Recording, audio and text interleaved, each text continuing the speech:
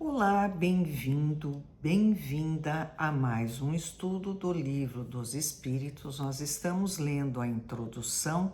Esse é vídeo de número 19 e é o item 9 que nós vamos ver. Kardec está falando assim, olha, que as coisas estão acontecendo, a gente só precisa saber por que elas estão acontecendo. Texto e contexto. Kardec, século XIX, ele vivenciou uma explosão, França, Inglaterra, Estados Unidos, de mesas que se movimentavam, respondiam perguntas, depois cestas amarravam lápis na ponta dela e a cesta escrevia mensagens e falou, poxa, tem alguma coisa diferente aí, vamos investigar o que é. O movimento dos objetos é um fato comprovado. A questão é saber se nesse movimento há ou não uma manifestação inteligente e, em caso afirmativo, qual a origem de tal manifestação. Ele sabia que cesta, mesa, nenhum desses objetos tinha um cérebro, então tinha alguma coisa por trás que estava dando respostas inteligentes às pessoas.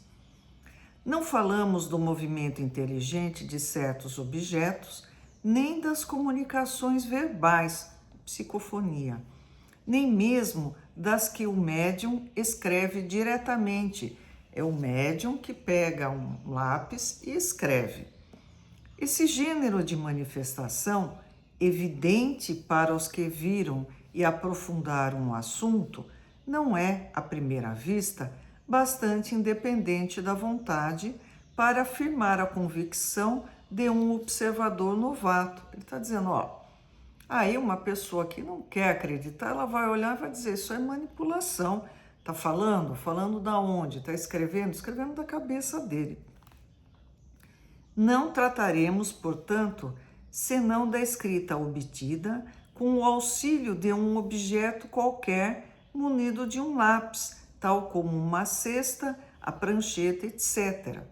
Ele falou, agora a gente vai tirar as possibilidades de fraude, vamos entender de verdade.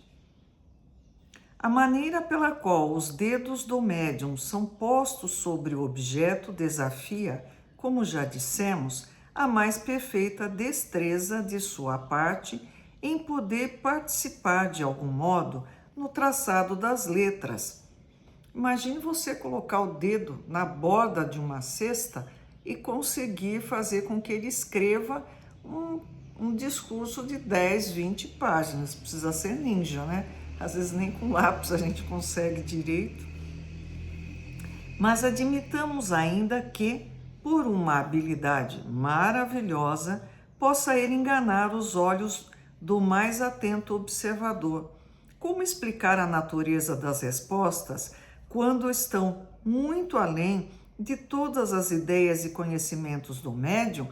É fraude, é. Poxa, mas às vezes o médium escreve sobre coisas que ele não tem a menor ideia do que seja. E note-se que não se trata de respostas monossilábicas, ou seja, não é só sim ou não, mas frequentemente de muitas páginas escritas com admirável rapidez, quer espontaneamente, quer sobre determinado assunto. Então, de repente, o médium está lá e a cestinha desanda a escrever sobre um assunto que ninguém estava pensando. Ou às vezes ele fala, olha, você poderia dizer um pouquinho mais da vida no mundo espiritual, e vinha aquela enxurrada de palavras.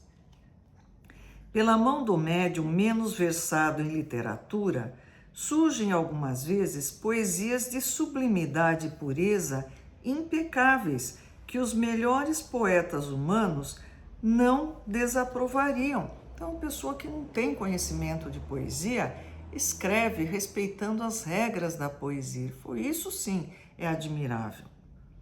E o que aumenta ainda mais a estranheza desses fatos é que eles se produzem por toda a parte e que os médiuns se multiplicam ao infinito.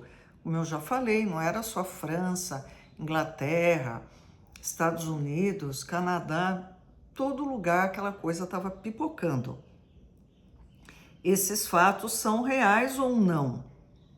Para essa pergunta, só temos uma resposta: vede e observai, ou seja, veja.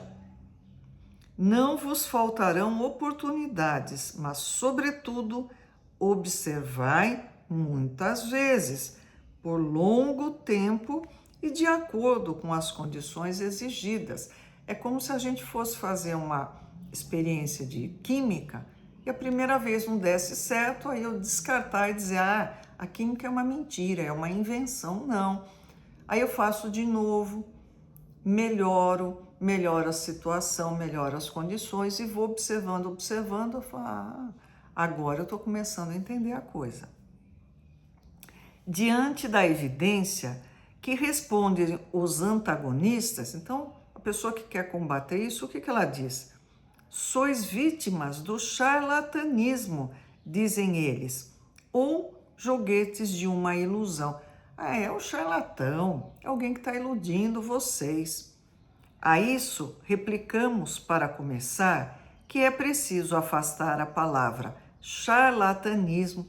Charlatanismo é uma exploração da credulidade pública, inculcando ou anunciando cura por um meio secreto infalível. Charlatão, você me paga, eu adivinho sua sorte, eu vou curar você de uma doença, etc. Então, a isso replicamos, para começar, que é preciso afastar a palavra charlatanismo daquilo que não rende lucros. Ninguém estava cobrando nada. Como é que o charlatão que faz para obter lucro, ele não cobra? Isso aí é tão bobo assim que ele não cobra? Os charlatães não trabalham de graça. Seria, quando muito, uma mistificação, ou seja, uma enganação.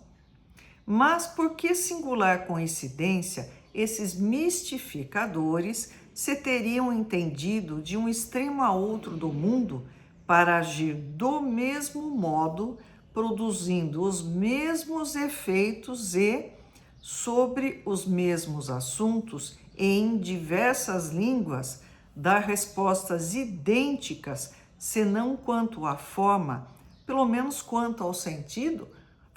Pensa bem, não tinha internet, mal tinha telefone, não sei se tinha telefone, mas tudo bem.